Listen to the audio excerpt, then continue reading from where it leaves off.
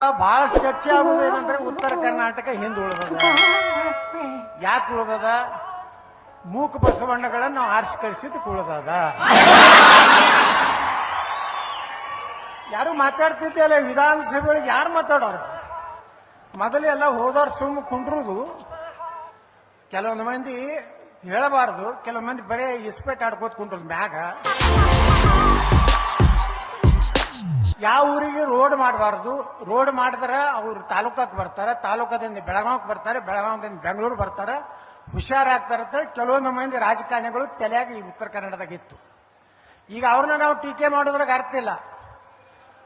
ಆ ಕಡೆ ಮೈಸೂರು ಭಾಗದವ್ರನ್ನ ನಾವು ಟೀಕೆ, ನಾವು ಉಮೇಶ್ ಕತ್ತಿಯವ್ರಂತವ್ರು ಒಂದು 10 ಮಂದಿ ಯಾವಾಗಲೂ ವಿಧಾನಸಭೆಯೊಳಗೆ ಇದ್ದಿದ್ರೆ ಉತ್ತರ ಕರ್ನಾಟಕ ಎಂದೂ ಹಿಂದುಳಿತಿರ್ಲಿಲ್ಲ.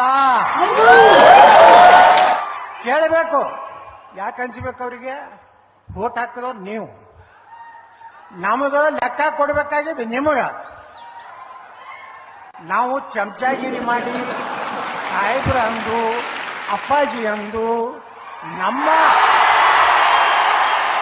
ನಮ್ಮತನ ಎಂದು ಬಿಡ್ತೀವಲ್ಲ, ಅದಕ್ಕೆ ಹಿನ್ನಡೆ ಆಗ್ತದೆ.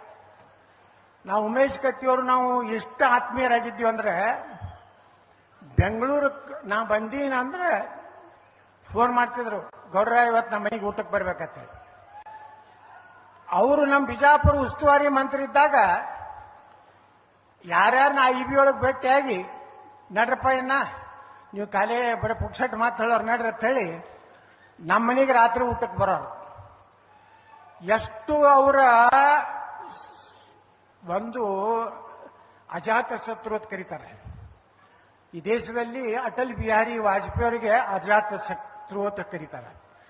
ಕರ್ನಾಟಕದಲ್ಲಿ ಯಾರಾದರೂ ಅಜಾತ ಶತ್ರು ಅಂದ್ರೆ ಅದು ಉಮೇಶ್ ಕತ್ತಿಯವರು.